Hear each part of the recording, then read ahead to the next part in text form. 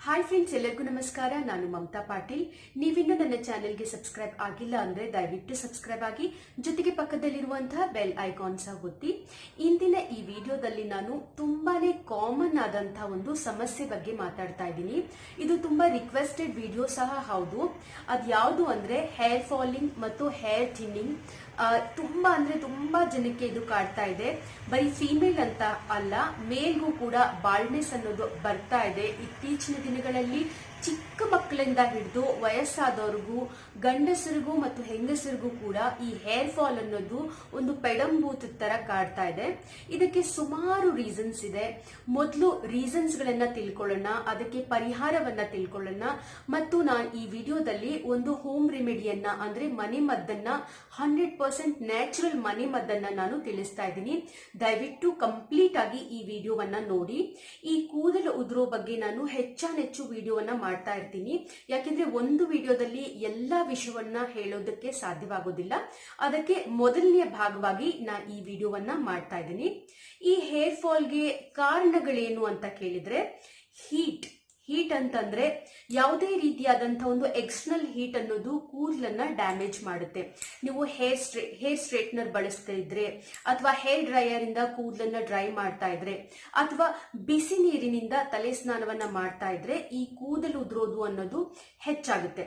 ಅದೇ ರೀತಿ ತುಂಬಾ ಟೈಟ್ ಆಗಿ ಜಡೆ ಹಾಕ್ತಾ ಇದ್ರೆ, ತುಂಬಾ ಟೈಟ್ ಆಗಿ ಪೋನಿಟೇಲ್ ಹಾಕ್ತಾ ಇದ್ರೆ, ಅಥವಾ ದಿನವಿಡೀ ನೀವು ಟೈಟ್ ಆಗಿ ಕೂದಲನ್ನ ಕಟ್ಟಿ ಇಡೋದ್ರಿಂದ ಸಹ ಈ ಒಂದು ಕೂದಲಿನ ಬುಡ ಅನ್ನೋದು ತುಂಬಾ ಸಡಲ ಆಗುತ್ತೆ. ಅದರಿಂದ ಹೇರ್ ಫಾಲ್ ಆಗುತ್ತೆ. ಮತ್ತೆ ಶಾಂಪೂ, ಇತ್ತೀಚಿನ ಗಳಲ್ಲಿ ತುಂಬಾ ಕೆಮಿಕಲ್ ಇರುವಂತಹ ಶಾಂಪೂಗಳನ್ನ ನಾವೆಲ್ಲ ಬಳಸ್ತಾ ಇದೀವಿ. ಆ ಶಾಂಪೂ ಇಂದ ಕೂಡ ಕೂದಲು ಉದುರುವುದು ಹೆಚ್ಚಾಗುತ್ತೆ. ಶಾಂಪೂವಿನ ಒಂದು ಅಡ್ವರ್ಟೈಸ್ಮೆಂಟ್ ಅಲ್ಲಿ ಅವ್ರು ಹೇಳ್ತಾರೆ ಕೂದಲು ಉದುರುವುದನ್ನ ಕಡಿಮೆ ಮಾಡ್ತೀವಿ ಅಂತ. ಬಟ್ ನೀವು ಯಾವುದೇ ಒಂದು ಶಾಂಪೂವನ್ನ ತೆಗೆದುಕೊಳ್ಳಿ, ಅದರಲ್ಲಿ ಸಲ್ಫೇಟ್ ಇರುತ್ತೆ. ಪ್ರಾಪರ್ ಒಂದು ಹೆಸರಿನಂತಂದ್ರೆ ಸೋಡಿಯಂ ಲಾರೆಲ್ ಸಲ್ಫೇಟ್ ಅಂತ ಇರುತ್ತೆ. ಇದರಿಂದ ಕೂದಲು ಉದುರೋದು ಹೆಚ್ಚಾಗುತ್ತೆ.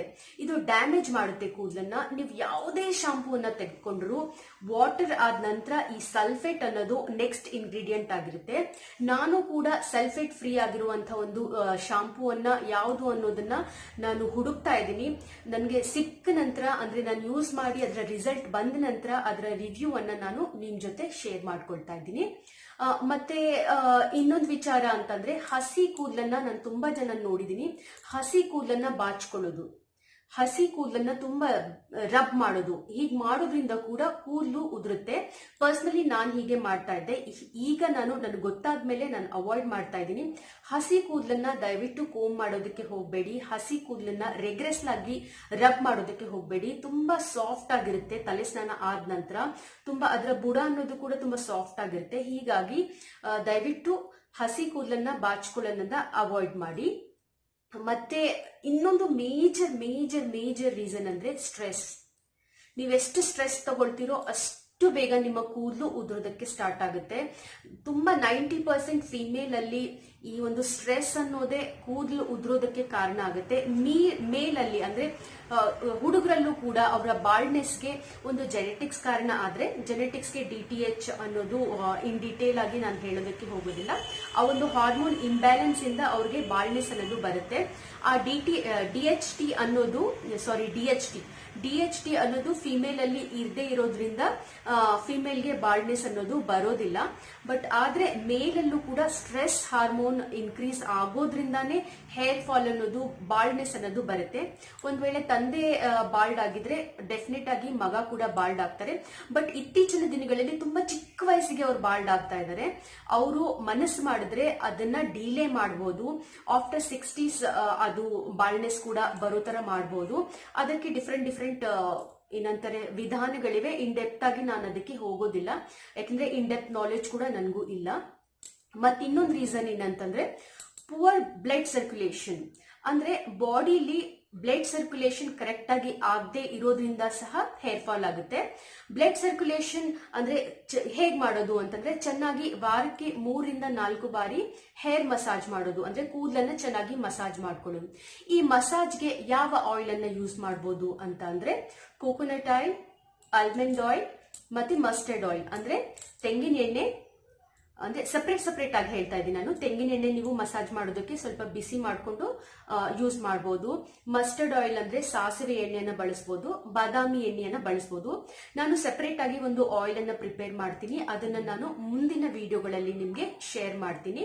ಆ ಒಂದು ಆಯಿಲ್ ಅನ್ನ ಅಂದ್ರೆ ಯಾವುದೇ ರೀತಿಯ ನಿಮ್ಗೆ ಕನ್ವೀನಿಯಂಟ್ ಆದಂತಹ ಒಂದು ಆಯಿಲ್ ಅನ್ನ ವಾರಕ್ಕೆ 3 ರಿಂದ 4 ಬಾರಿ 3 ರಿಂದ 4 ನಿಮಿಷದವರೆಗೆ ನೀವು ಚೆನ್ನಾಗಿ ಸರ್ಕ್ಯುಲೇಷನ್ ಅಂದ್ರೆ ತುಂಬಾ ರಿಗ್ರೆಸ್ ಆಗಿ ಅಲ್ಲ, ತುಂಬಾ ಸಾಫ್ಟ್ ಆಗಿ ಜೆಂಟಲ್ ಆಗಿ ಚಂಪಿ ಮಾಡೋದ್ರಿಂದ ಅಥವಾ ಬುಡಗಳಿಗೆ ಮಸಾಜ್ ಮಾಡೋದ್ರಿಂದ ನಿಮ್ಮ ಹೇರ್ ಫಾಲ್ ಅನ್ನೋದು ತುಂಬಾನೇ ಕಡಿಮೆ ಆಗುತ್ತೆ.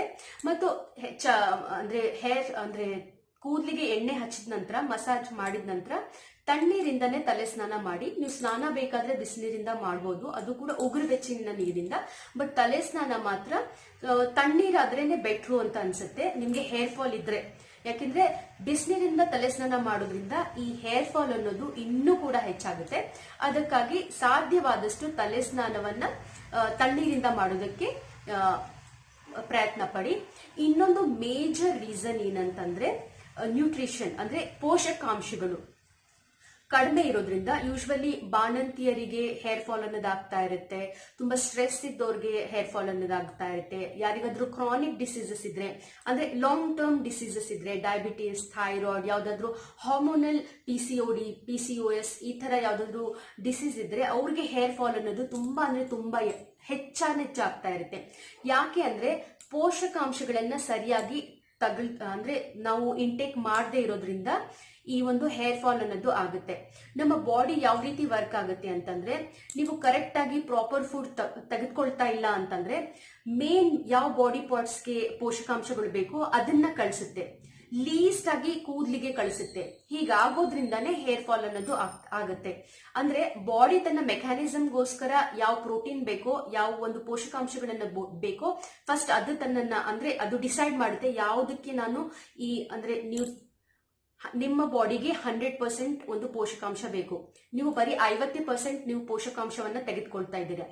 ಆ 50% ಅನ್ನ ಯಾವ ಬಾಡಿ ಪಾರ್ಟ್ಗೆ ಕೊಡಬೇಕು ಅನ್ನೋದು ನಿಮ್ಮ ಬಾಡಿ ಡಿಸೈಡ್ ಮಾಡುತ್ತೆ. ಅದರ ಲೀಸ್ಟ್ ಪ್ರಿಯಾರಿಟಿ ಅಂದ್ರೆ ಕೂದಲು.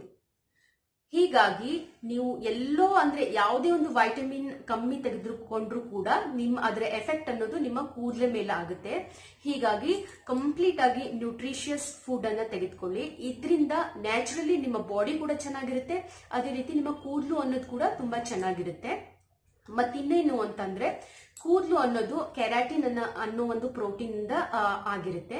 ಅದಕ್ಕಾಗಿ ಹೆಚ್ಚಾನೆಚ್ಚು ಪ್ರೋಟೀನ್ ಇಂಟೇಕ್ ಅನ್ನ ಮಾಡಿ. ಪ್ರತಿದಿನ ದಾಲ್ ತಿನ್ನೋದು ಅಥವಾ ಗ್ರೇನ್ಸ್ ತಿನ್ನೋದು, ನಟ್ಸ್ ತಿನ್ನೋದ್ರಿಂದ ಕೂಡ ನಿಮ್ಮ ಬಾಡಿಯ ಒಂದು ಪ್ರೋಟೀನ್ ಇಂಟೇಕ್ ಹೆಚ್ಚು ಮಾಡದಂತೆ ನಿಮ್ಮ ಕೂದಲ ಹೊಳಪ ಕೂಡ ಬರುತ್ತೆ. ಮೇಜರ್ ರೀಸನ್ ಅಂದ್ರೆ ಸ್ಟ್ರೆಸ್ ಮತ್ತು ಒಂದು ಪೋಷಕಾಂಶಗಳ ಕೊರತೆ ಅಂತ ನನ್ಗನ್ಸುತ್ತೆ. ಈ ವಿಡಿಯೋದಲ್ಲಿ ನಾನು ಒಂದು ಹೋಮ್ ರೆಮಿಡಿಯನ್ನ ತೋರಿಸ್ತಾ ಇದ್ದೀನಿ. ಇದು ಆಯುರ್ವೇದಿಕ್, ಕಂಪ್ಲೀಟ್ ಆಗಿ ಯಾವುದೇ ಒಂದು ಸೈಡ್ ಎಫೆಕ್ಟ್ಸ್ ಇಲ್ಲ. ನಾನು ತುಂಬಾ ದಿನಗಳಿಂದ ಇದನ್ನ ಯೂಸ್ ಮಾಡ್ತಾ ಇದ್ದೀನಿ. ಇಮಿಡಿಯೇಟ್ ಆಗಿ ಇದರ ರಿಸಲ್ಟ್ ಖಂಡಿತ ಸಿಗೋದಿಲ್ಲ. ಒಂದು 6 ತಿಂಗಳು ಆದ ನಂತರ ನಿಮ್ಗೆ ನಿಧಾನವಾಗಿ ಇದರ ರಿಸಲ್ಟ್ ಅನ್ನೋದು ಸಿಗುತ್ತೆ. ಸೊ ಅದನ್ನ ನೋಡೋಣ. So let start. ನೋಡಿ, ಇದು ಆಲಿವ್ ಸೀಡ್ಸ್ ಅಂತ, ಕನ್ನಡದಲ್ಲಿ ಆಳ್ವಿ ಬೀಜ ಅಂತಾರೆ. ಉತ್ತರ ಕರ್ನಾಟಕದಲ್ಲಿ ಹೆಚ್ಚಾನೆಚ್ಚು ಉಪಯೋಗಿಸ್ತಾರೆ ಇದನ್ನು. ಆಳ್ವಿ ಪಾಯಸ ಮಾಡ್ತಾರೆ, ಆಳ್ವಿ ಲಡ್ಡು ಕೂಡ ಮಾಡ್ತಾರೆ, ಬಾಣಂತಿಯರಿಗೆ ಕೊಡ್ತಾರೆ.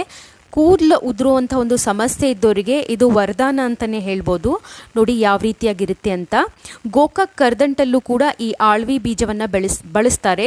ತುಂಬ ಹೆಲ್ತ್ಗೆ ತುಂಬ ಬೆನಿಫಿಟ್ ಇರುವಂಥ ಒಂದು ಬೀಜ ಇದು. ಕೂದಲಿಗಂತೂ ವರದಾನ ಅಂತಲೇ ಹೇಳ್ಬೋದು. ನಿಮಗೆ ಡಿಸ್ಕ್ರಿಪ್ಷನ್ ಬಾಕ್ಸಲ್ಲಿ ಲಿಂಕನ್ನು ಕೊಟ್ಟಿರ್ತೀನಿ. ಇದನ್ನು ಹಲೀಮ್ ಸೀಡ್ಸ್ ಅಂತ ಕೂಡ ಅಂತಾರೆ. ನಿಮಗೆ ಹೊರಗಡೆ ಸಿಗದೇ ಇದ್ದರೆ ನೀವು ಆನ್ಲೈನಲ್ಲಿ ಖರೀದಿ ಮಾಡ್ಬೋದು. ಈ ಬೀಜವನ್ನು ಡೈರೆಕ್ಟಾಗಿ ತೆಗೆದುಕೊಳ್ಬಾರ್ದು, ಅಂದರೆ ಸೋಕ್ ಮಾಡಿ ಇದನ್ನು ಯೂಸ್ ಮಾಡಬೇಕು, ಇಲ್ಲಾಂದರೆ ಡೈಜೆಸ್ಟ್ ಆಗಲ್ಲ. ಪ್ರತಿದಿನ ತೆಗೆದುಕೊಳ್ಳೋದ್ರಿಂದ ನೋಡಿ ಇಷ್ಟಾದರೆ ಸಾಕು. ಒಂದು ಏನಂತಾರೆ, 1/4 ಚಮಚಕ್ಕಿಂತ ಅರ್ಧದಷ್ಟು ಆಳ್ವಿ ಬೀಜವನ್ನು ತೆಗೆದುಕೊಂಡು ಅದಕ್ಕೆ ಸ್ವಲ್ಪ ನೀರನ್ನು ಹಾಕಿ ಸೋಕ್ ಮಾಡಬೇಕು. ಹಸಿ ಬೀಜವನ್ನು ತಿನ್ನಬಾರ್ದು. ನೋಡಿ ಈ ರೀತಿಯಾಗಿ ಬೆಳಗ್ಗೆ ಸೋಕ್ ಮಾಡಿ ಅಂದರೆ ನೆನೆ ಹಾಕಿ ರಾತ್ರಿ ಹೊತ್ತು ಹಾಕ್ಕೊಂಡು ಕುಡಿಬೋದು ಅಥವಾ ಹಾಗೆ ಕೂಡ ಕನ್ಸ್ಯೂಮ್ ಮಾಡ್ಬೋದು. ಪ್ರತಿದಿನ ಲಡ್ಡು ಪಾಯಸ ಮಾಡೋದಕ್ಕಾಗೋದಿಲ್ಲ, ಅದು ತುಂಬ ಟೈಮ್ ಕನ್ಸ್ಯೂಮಿಂಗ್, ಸ್ವಲ್ಪ ದಿನ ಆದ ನಂತರ ಬೇಜಾರಾಗೋದಕ್ಕೆ ಸ್ಟಾರ್ಟ್ ಆಗುತ್ತೆ. ಅದಕ್ಕಾಗಿ ನಾನು ಅತ್ಯಂತ ಸರಳ ವಿಧಾನವನ್ನು ತಿಳಿಸ್ತಾ ಇದ್ದೀನಿ. ಬರೀ ನೆನೆ ಹಾಕ್ಕೊಂಡು ಪ್ರತಿದಿನ ನೈಟ್ ಮಲಗೋದಕ್ಕಿಂತ ಮುಂಚೆ ಇಷ್ಟನ್ನು ತೆಗೆದುಕೊಂಡು ನೀವು ರೆಗ್ಯುಲರ್ ಆಗಿ ಒಂದು 6 ಮಂತ್ಸ್ ತೆಗೆದುಕೊಂಡ್ರೆ ನಿಮಗೆ ಗೊತ್ತಾಗುತ್ತೆ ಹೇರ್ ಫಾಲ್ ಅನ್ನೋದು ಎಷ್ಟು ಕಡಿಮೆ ಆಗಿದೆ ಅಂತ.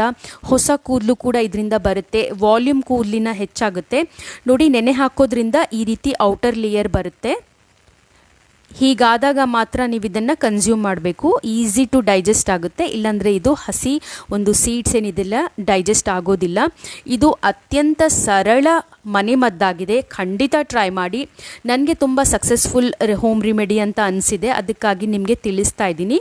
ಮುಂದಿನ ವಿಡಿಯೋಗಳಲ್ಲಿ ಬೇಕಾದರೆ ಆಳ್ವಿ ಸೀಡ್ಸ್ನ ಪಾಯಸ ಲಡ್ಡು ಅನ್ನೋ ನಾನು ರೆಸಿಪಿಯನ್ನು ಶೇರ್ ಮಾಡ್ತೀನಿ. ಡಿಸ್ಕ್ರಿಪ್ಷನ್ ಬಾಕ್ಸಲ್ಲಿ ನಾನು ಈ ಪ್ರಾಡಕ್ಟ್ ಲಿಂಕನ್ನು ಕೊಟ್ಟಿರ್ತೀನಿ. ನಿಮಗೆ ಆಫ್ಲೈನಲ್ಲಿ ಹಲೀಮ್ ಸೀಡ್ಸ್, ಆಳ್ವಿ ಸೀಡ್ಸ್ ಅಂದರೆ ಸಿಗದೇ ಇದ್ದರೆ ನೀವು ಡಿಸ್ಕ್ರಿಪ್ಷನ್ ಬಾಕ್ಸ್ನಲ್ಲಿ ಚೆಕ್ ಮಾಡಿ.